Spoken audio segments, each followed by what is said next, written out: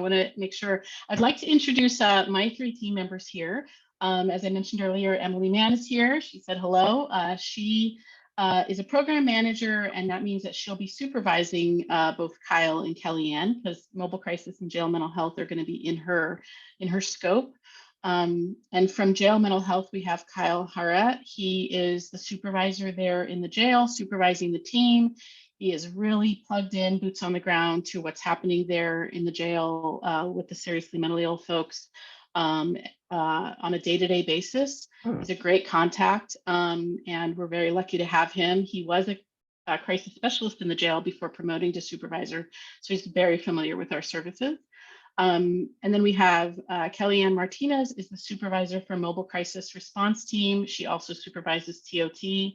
There's actually supposed to be two supervisors, but Connor Pierce, who some of you may know, is moving over to Access. So we're going to be recruiting for that second supervisor. So for now, Kellianne is holding down the fort. And Kellianne also was a crisis specialist on the mobile crisis team and promoted to supervisor. So both of them are just very well aware of the challenges that our system faces, the challenges that you all face in trying to help your loved ones, and the resources that are available. So I'm going to turn it over to them and thank you all and say goodbye for now. Thank you, Michelle. You're welcome. Okay, see you later.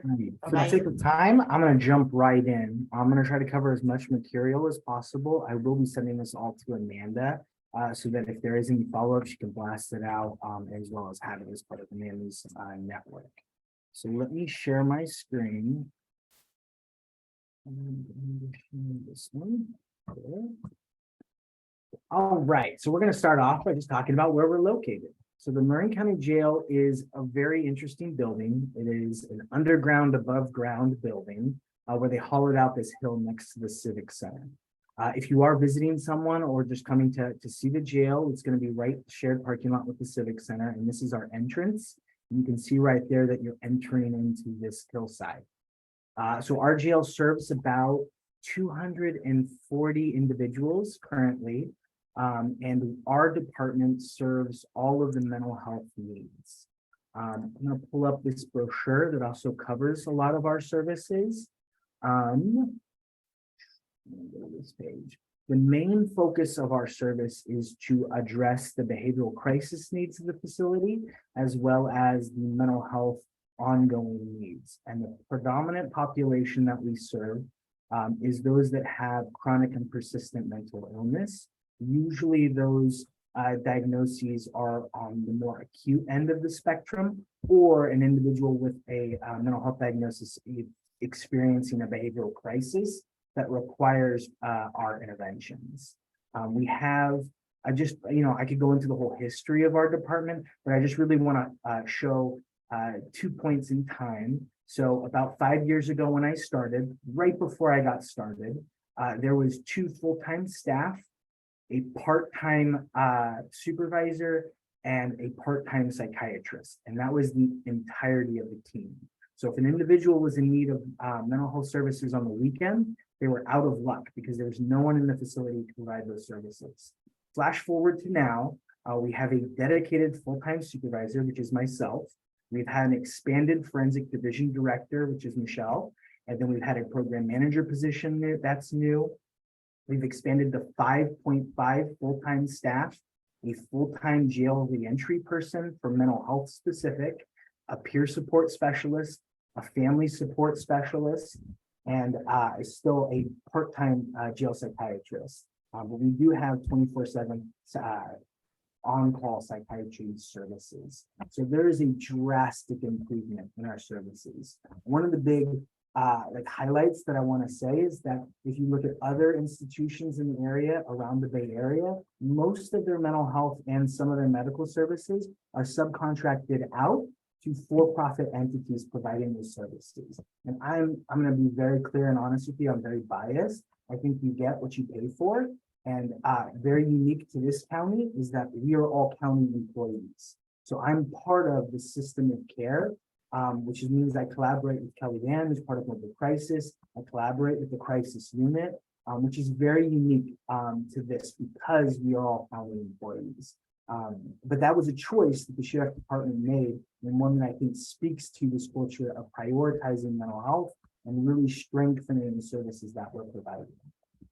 So when a loved one or someone that you're on the phone talking to is saying, hey, my child is getting incarcerated and I want to know how to support them, who do I talk to? My goal in this conversation, I only have probably about 10 minutes. I really want to show you all the resources and then get to any follow-up questions. But I expect that you'll probably need to do a more deeper dive after this meeting and then follow up with me directly. I posted my email, my office phone, and in the chat. And Amanda can also include that information if you need to get in contact with me directly. I will say, you know, if you look at Alameda County, they're serving over 4,000 individuals incarcerated. The one unique thing about Marin is that we are so small, we have the luxury of being able to be accessible. And that's my hope, is that you leave this meeting thinking that jail mental health services are very accessible. And if you need to get a hold of the right person, you absolutely can.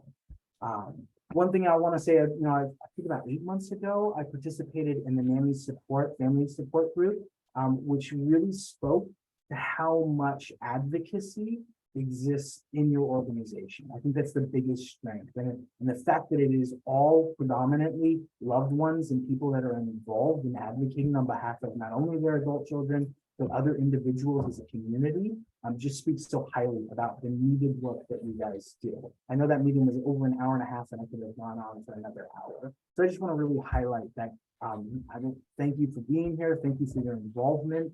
And again, you guys are the ones advocating on behalf of those individuals who may not be able to advocate for themselves. And so I think it's a tremendous, and at times I understand, very frustrating position to be in.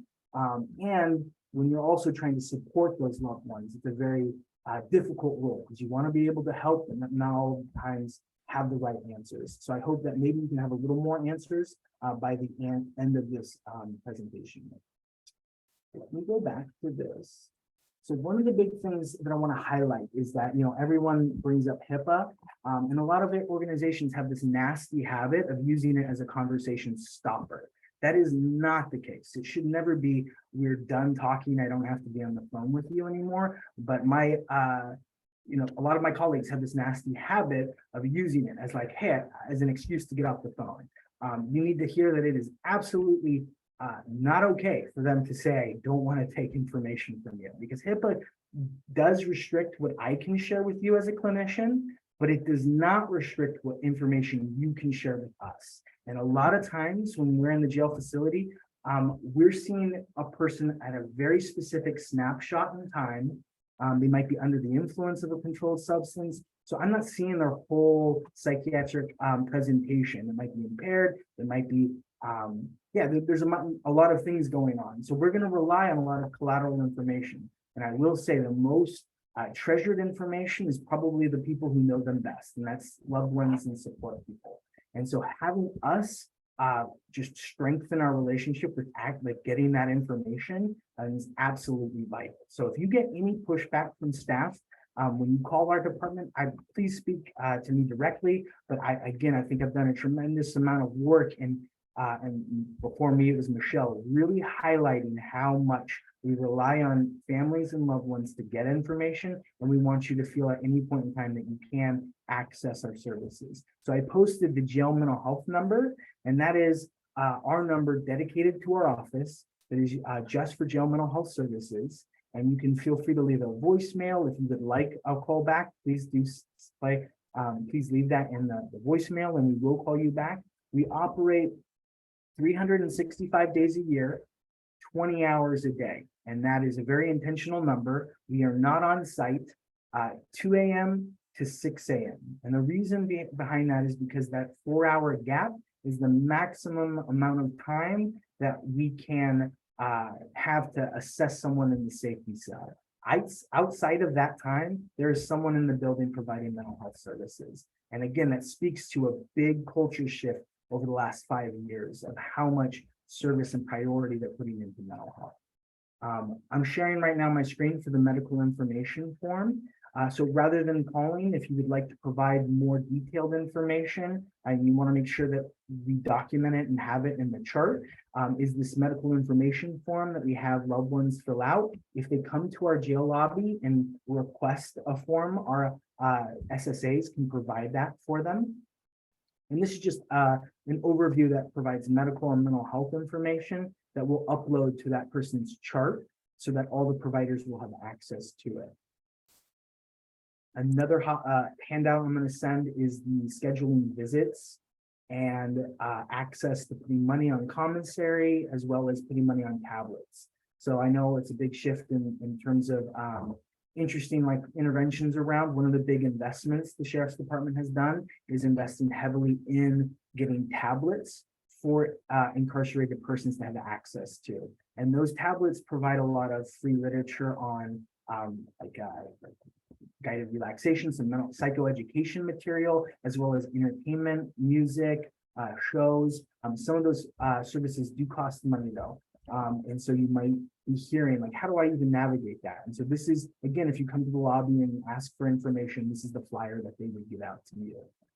And then the other resource I want to point out is, let's see here, the Sheriff's Office website. It is not the best to navigate, but it does have a lot of great information. So the main one I want to point out. So if you go to the Marin Sheriff's website and you click on services, and then you go to frequently asked questions. And again, I strongly encourage you to do so when you have free time. And then you're going to go to custody. So this has a lot of great information for family members to navigate custody's services. Like, how do I post bail? How do I talk on the telephone? Some very practical information that they can have access to.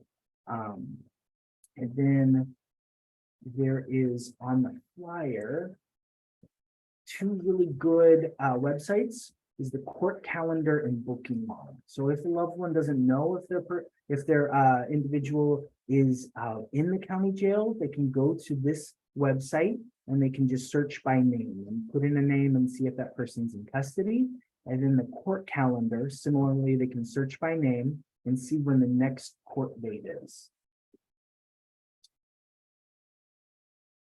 Just to highlight some of the points that Michele really wanted me to basically speak to is that our services are triaged to the most severe. However, we provide all the mental health needs. One of the big pushbacks or points of feedback I get is when loved ones hear that their person that's being incarcerated is not getting access to the medication that they typically take in the community. There can be a number of specific reasons for that.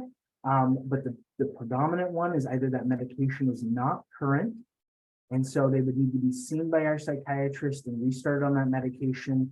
And so we strongly encourage every individual who leaves here, continue taking your meds. Or if you want to go back on it, make sure when you come back into custody, you have a verifiable current medication for that. The other option is if that medication is non-formulary, which means we don't prescribe that here. And that's because there is known effects where they can be a potential target, or they can potentially use it and sell it as contraband. So there are specific medications. Usually those are controlled substances that have usually around anxiety disorders or sleep disorders. So sleep meds and anxiety meds are two that there's several medications, but two disorders that are treated with medications we normally don't give out here. But again, if you have any questions or specific follow-ups, please don't hesitate to call. If you want the information, the big thing is to ask for us to get an ROI sign. If we can accomplish that, then we are much more free to share the information and better equip you to support that individual. I know Michele highlighted the medication of basically involuntarily medicating those individuals who do not consent to treatment. It is relatively new. We were tremendously surprised by how the community supported this. I firmly believe that this is long overdue. A lot of the parents that we talk with know that their loved ones get to a point of decompensation where they cannot appropriately advocate for themselves. And it's at that point, there's a lot of legal steps to happen, but there is this movement. And I guess what I'm speaking to is that there's progress being made. We're still nowhere near where we need to be.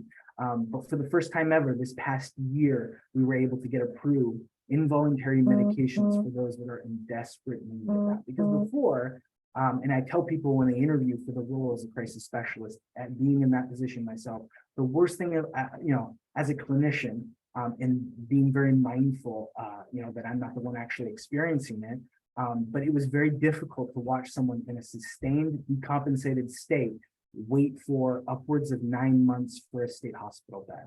And you can't help them, they can't help themselves, and they're just in a sustained decompensated state. And so again, we really prioritized, focused, and that was a collaboration with the courts, with the sheriff's office and our department to really hammer out a protocol to get these services to those who desperately need it.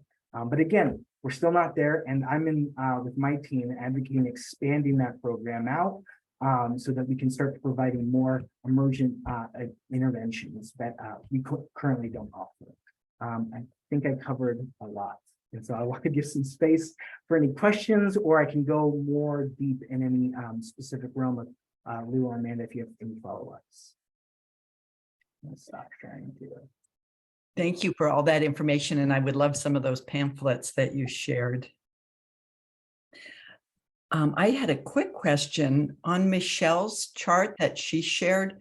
She had a column that says housing to healing residents. Yes. What is that? So it's a very interesting history. So this is grant funded through, I forget the technical term for it. It was basically a very, something new. You have to try something that's innovative. It was an innovative grant. So you had to try something that hasn't been tried before.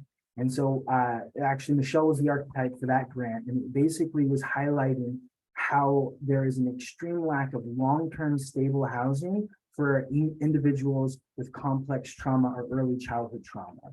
And so really the focus was providing an indefinite period of time someone can be open and receive trauma services without it being necessarily tied to temporary housing. Because a lot of those housing options can be as short as 2-week stays if they're going to Casa Renee. And so is someone going to actually address their complex trauma in 2 weeks? Absolutely not. And so that was, they just expanded it. So it was a contract with Catholic Charities to provide the house. And then BHRS is providing the staffing to provide the trauma therapist. And we have a trauma therapist that collaborates with our full service partnership programs. So every client there is opened up to Odyssey, Impact, one of our system of care programs.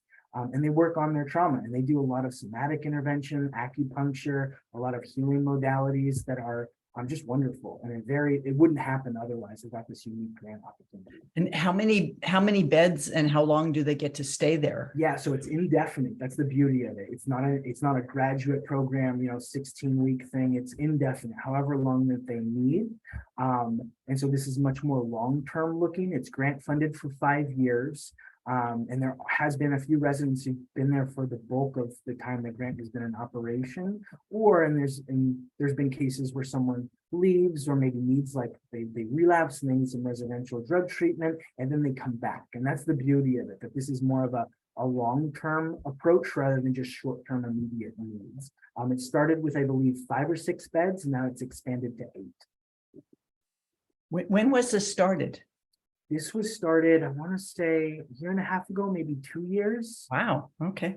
Yeah, I know it was during the pandemic. It was an interesting time, but yeah, it's a fantastic program. And there was a couple of news articles about pilot to repeat.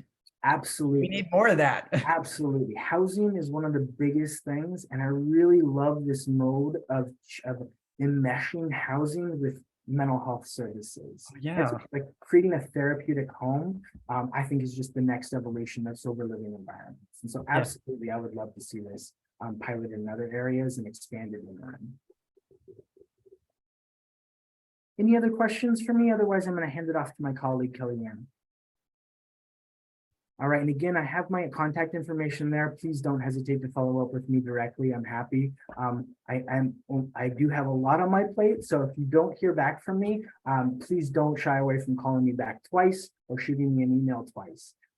Yeah, so full permission to pester me until you get a response. Hopefully, it won't take too long. Thank Thank you, you so Kyle. much. Thank All right, you, I'm Kyle. gonna send that to Amanda. Should I send them to you? Yeah. Or- Yeah, that's perfect. All right, thank you. Kellianne, you want to take over? Yeah. Hi, everyone. I have just like a brief PowerPoint that has like information you can jot down, but in the chat while I load that, I put in here the mobile crisis contact phone number that is accessible to anyone and everyone, our hours of operation, and our mobile crisis specific email.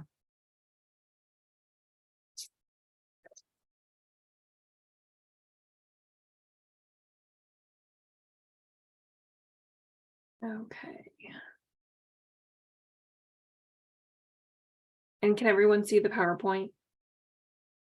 Okay, Yeah. great. Okay. So mobile crisis response team, like Michele said, I was a line staff with mobile crisis as a licensed crisis specialist for about 5 years. And then opportunity through our recent grant, the CCMU grant, provided expansion, and with that infrastructure expansion was room for a second supervisor as our program was going to grow significantly. So I was promoted into that role. Then I went on maternity leave, and then I came back to it. And so now I'm in a unit supervisor role. Currently, I think our recruitment for my partner opens tomorrow. And so our hours right now, Monday through Friday, we're 8 a.m. to 9 p.m. We have Saturdays are 11 a.m. to 9 p.m. And I put, the asterisks on there. It's like as able. We are dealing with some staffing shortages, as most mental health agencies around, actively recruiting, and we staff Saturdays as much as we are able. But prioritizing weekday when people, are in schools or things like that, to be most accessible. Currently, we're closed on Sundays. However, there is a state initiative rolling out that by January 1st of next year, it says 2014, so it's 2024, all counties in the area are supposed to have a 24/7 mobile crisis team. So we are working on expansion for that. So that's in our team members. We have clinicians that are all licensed or licensed eligible. We have both social workers and marriage and family therapists. We have 2 support service worker 2s that are both bilingual and serve as dispatchers for mobile crisis. And then we also are expanding to include peer and substance use disorder counselors and potentially family partners as well. So typically right now we're in a model that best practice is 2 clinicians responding out to every call within capacity. And we are looking towards having a diverse team structure. So it may be a clinician and a peer counselor reporting out. It could be a family partner and a peer, or a family partner and a clinician, or a recovery coach, depending on the situation at hand, being able to deliver the most appropriate intervention for that call. We have our offices at 250 Bon Air next to our crisis stabilization unit. However, mobile crisis is primarily a field-based team, so they all are fully equipped to work in the field at all times, to be able to get dispatched out from one call to another, to document, to do anything like that. Anyone can call mobile crisis. And this is the number that you could provide on the hotline, is the 6392 number.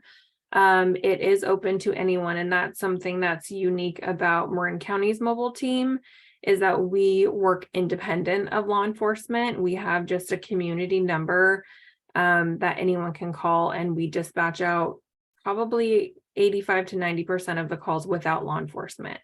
There are situations where we do joint responses, or we call 911 based, just based on the severity or acuity of the situation that's happening. Most referrals come from family and friends, loved ones. People call for themselves. Community-based organizations and partners, someone's primary doctors, their own providers, and then we do get calls from law enforcement. That email, you can correspond with us. It goes to our entire team, including both the supervisors. So if you're sending collateral information, or it's a call log, say you want to send a call log like this person has called X amount of times in this many months, they are really needing a welfare check, or whatever collateral it may be helpful, you can send it to that address.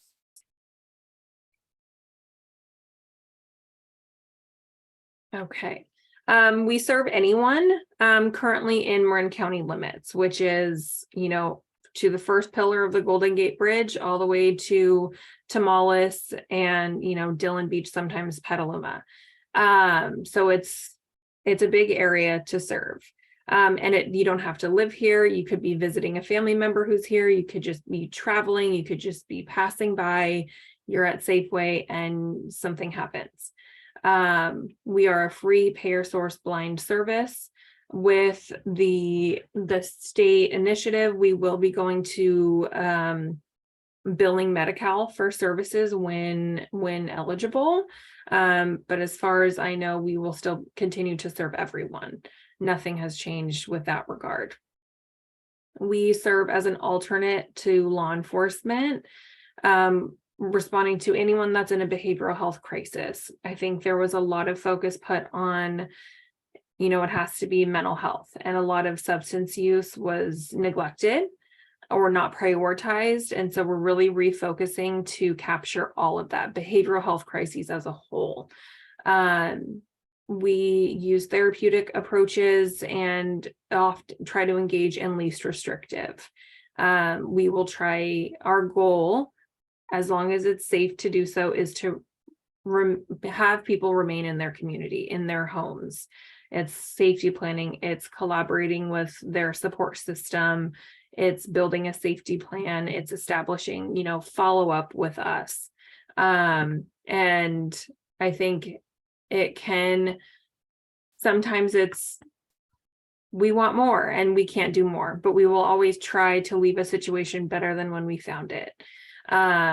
Sometimes, I will go over this, but sometimes, there are limitations to what we can do, but we will always try from the bottom to tell me what's going on today for you.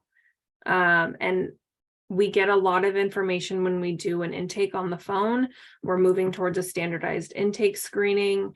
But we always want to go out and talk to the person and get their version. It's their life. So we accept as much collateral, and we still need to do our own evaluation. With all of that considered, helps give the community member a voice and a chance to be heard and seen. And with that, I know we have limitations. One of them is staffing. We're funded just for mobile crisis. We have 7, 8, we split a full-time into 2 part-time. So we have 8 clinicians, including 2 grant-funded ones that are specifically youth-focused, that will be primarily responsible for responding to schools, maybe rotating and having home bases different days of the week, doing in-services with faculty, getting more involved with parents. So those we're currently hiring for. And then, like I said, we're hiring for more peer support counselors and recovery coaches, as well as a family partner. That's all coming. So with our jurisdiction, we are a very small team serving a very wide area. We prioritize calls based on acuity and triage them as indicated. With our dispatchers, a common A common concern we heard or feedback we heard was that we call and you're not available. No one answers. We can't get through to anyone. We leave voicemails. And so our first step to remedying that was getting these dispatchers in place. And so, you know, hopefully 9 times out of 10 calls are being at least answered, and you're talking to a warm body that you can talk to about what's going on, what the concern is. They're documenting all of it. They will try to provide resources as able. And that first question that you're going to get asked is, are you calling for, you know, consultation or resources and information, or are you calling for a field response? And if you're saying a field response, that's the direction they're going to go through this intake. And we're going to respond to it as a field call. We may not be able to get to every field call that day, but there's some intervention that's happening. So that call is being addressed. And that can be case by case, but we do our best to respond to everything in a day. We have a live dispatch communication board, much, you know, I'm assuming similar to law enforcement. Our dispatchers get a call, they log it. If it's a field call, it goes up on the communication board that's live that our clinicians in the field can access. They can assign themselves to a new call, they can close out a previous one, and it keeps things flowing.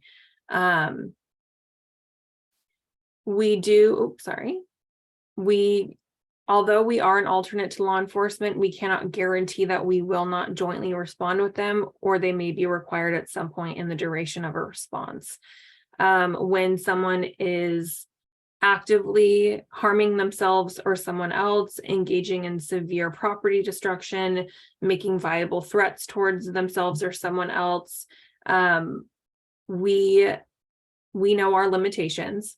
And that goes to protecting everyone. And so we will contact law enforcement for a joint response. And most of the time, they're happy to stand in the background as long as it's safe for that, and kind of let us take lead and give us that space. They're there to create safety and get involved only when necessary. And what that means is also changing with our culture.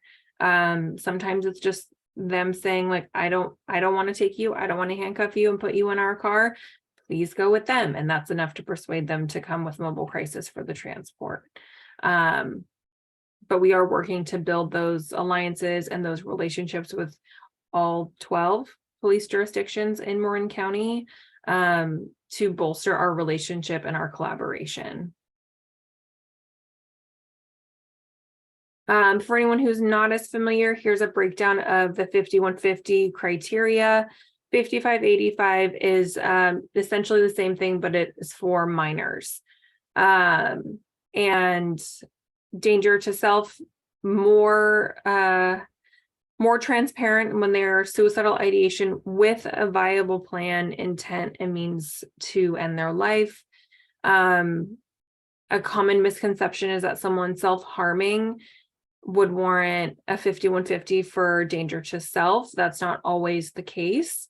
When we know that self-harm is present, we will always ask to see the harming behavior to then gauge the severity, whether we need to contact emergency medical services right there, or if we need to assess further, or if it does meet criteria. Danger to others, I know this got brought up. Someone is violent towards their parents, we come out, we put them on a hold, they're discharged within 24 hours. We could go right back. And danger to others is extremely hard to maintain, because once they're in a secure setting like the CSU, that threat isn't there anymore. And so they can stabilize and then they're released. Grave disability, homelessness in and of itself is not a criteria. If there's homelessness and a severe mental health diagnosis, they have access to food, showers, water, and they're not using them, then we're considering it more. Or someone is so severely symptomatic that they are completely not reality-based, that speaks to their inability to provide adequate care for themselves.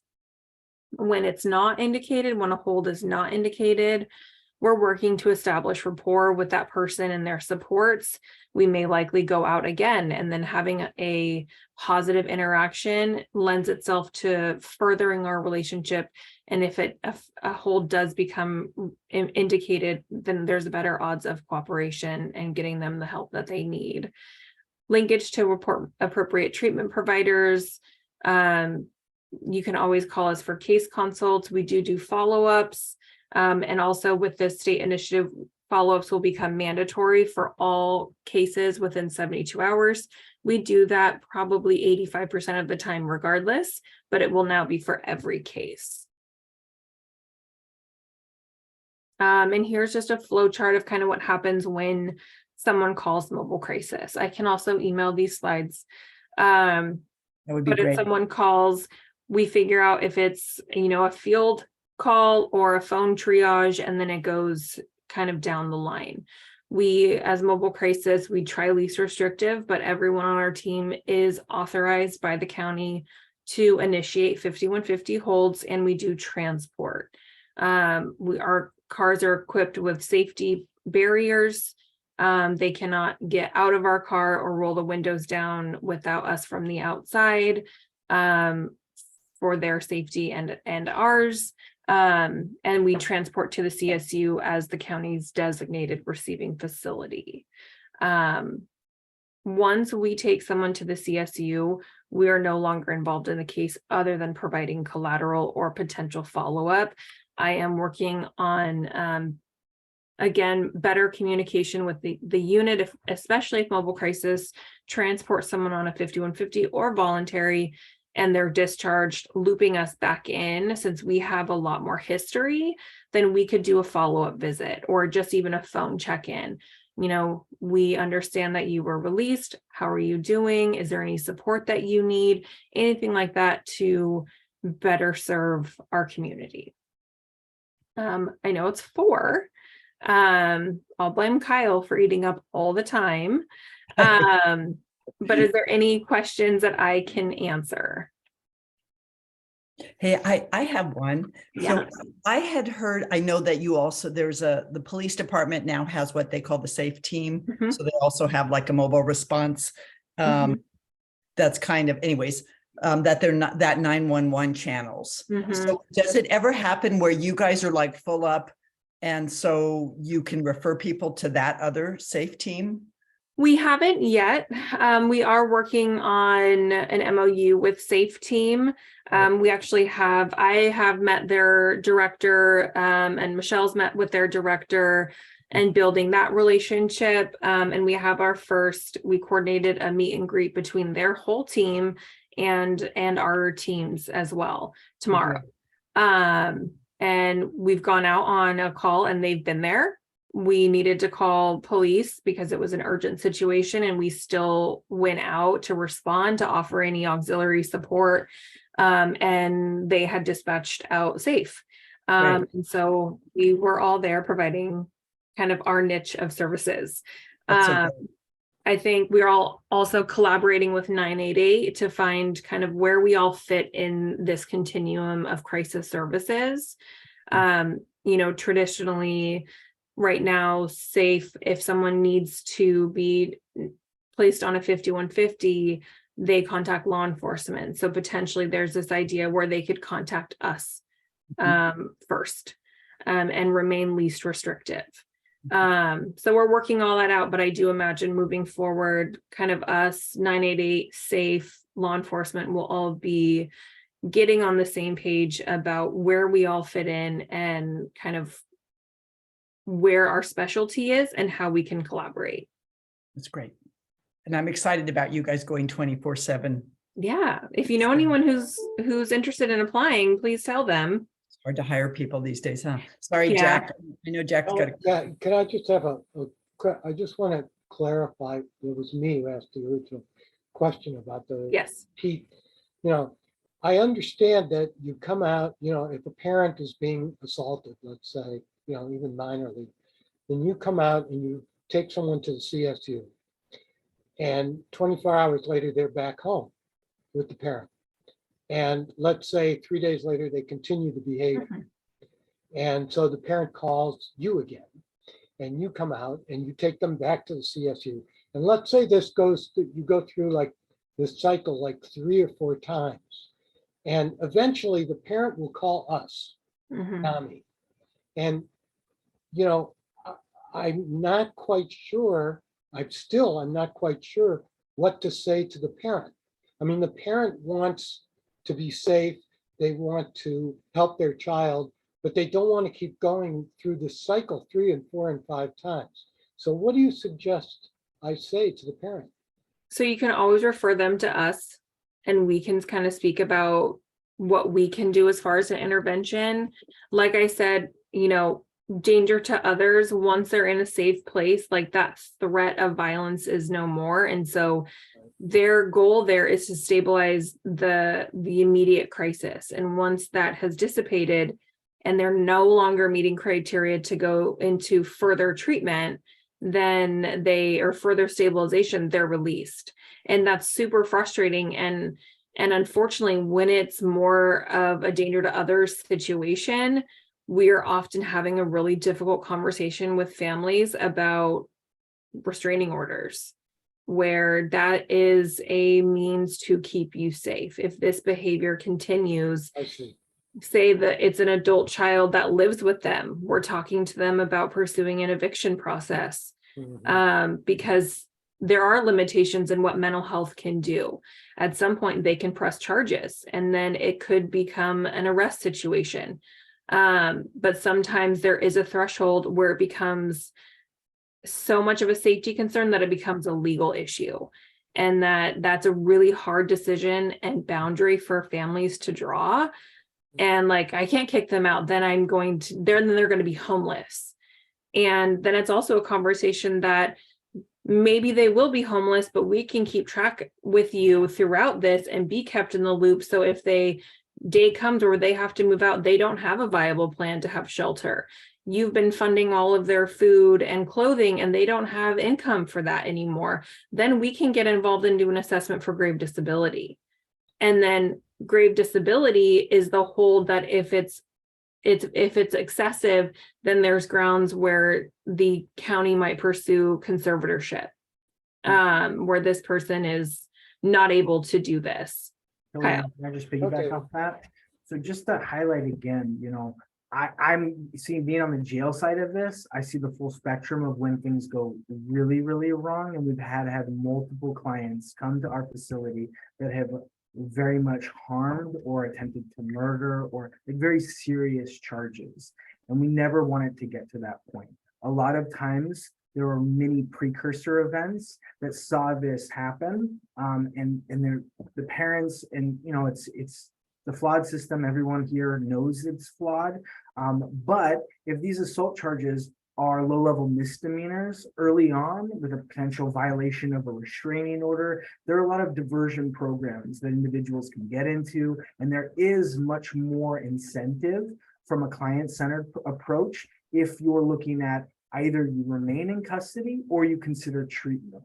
And that's kind of the beauty of how diversion works. It's saying rather than go through the full adjudication process, if we can get you on a diversion track where you prove to the courts that you can keep yourself safe by staying engaged in treatment and you can avoid these charges, that's where it shines. And none of us want to see it get to a place where they've harmed their parents to the point where that's a completely severed relationship or that person's going away for years. Like, we want to avoid all of those steps. And sometimes when they're calling you, Jack, sometimes being in that unique role, it's kind of, if they can project a little onto you saying, well, Jack told me maybe I should consider involving law enforcement, it removes a little bit of like the guilt that they may feel doing that. And I've done MCRT calls, and as a jail mental health supervisor, been that role where I've said, you know what, from what you're telling me, it sounds like it's gotten to this point where it's not sustainable for you to keep housing them because of your own safety.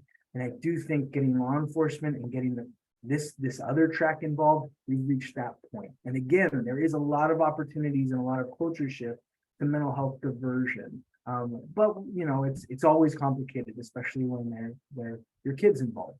Okay, well, Kellianne and Kyle, I really appreciate your response, and it gives me and the other helpline volunteers some ideas of direction that we can take with the parents to.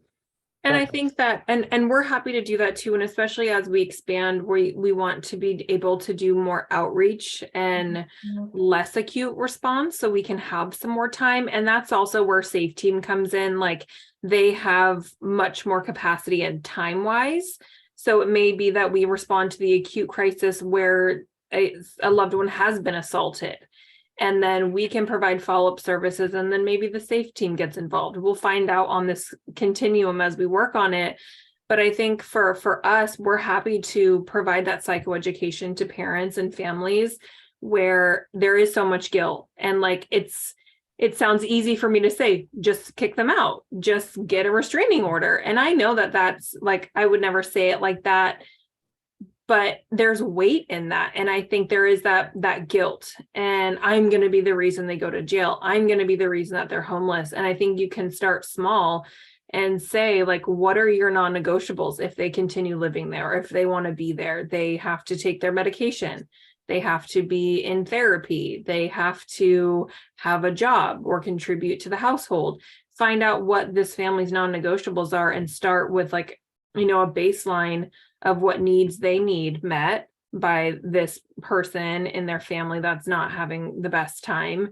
And if they can't meet those, then if they can't meet them, then what are we going to do? Are you going to talk to them and give them a warning that like, hey, you signed this agreement, or we talked about this agreement that you're going to do these things?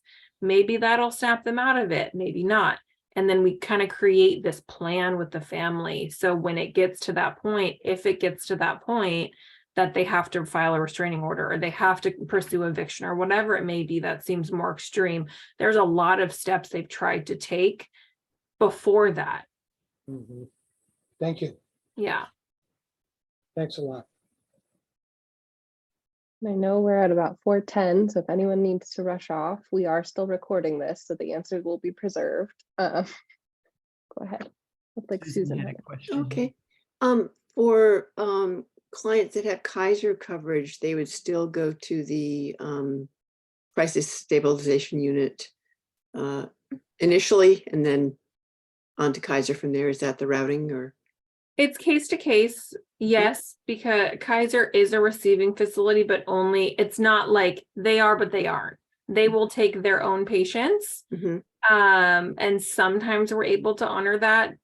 But if someone calls us and they're, in distress, they're experiencing a lot of increased depressive symptoms, they're having thoughts about hurting themselves, and they're like, I really want to go get help.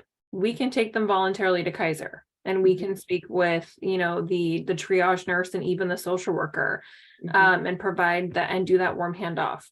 If it's a more escalated situation, then typical ERs just aren't equipped to handle behavioral health crises. And so then we can take them to the CSU, and they have a MOU, like a contractor, kind of a standard protocol with Kaiser, where they will call them, and then Kaiser can start, securing an inpatient bed somewhere. They can get transferred to Kaiser. So we can take them. Our goal is to take them to the CSU because that's what they're designed to do, and can honor Kaiser requests case to case. Okay, thank you.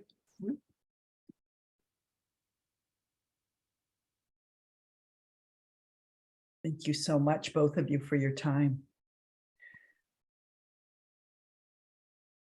Yeah, and my phone number, it comes up as Michele in the chat, but my email and phone number is in there. Please call me, email me with any questions. And when in doubt, if you don't know if we're appropriate or not, give us a call and we'll talk it out with you. We're always happy to do that. Okay. Thank you so much. Thank you. Absolutely. Yeah, For your thank time. you so much. Thanks, everyone. Good Thank you, afternoon. everybody. Thank you. Thanks, Amanda. Thanks, Lou. Thanks, Amanda.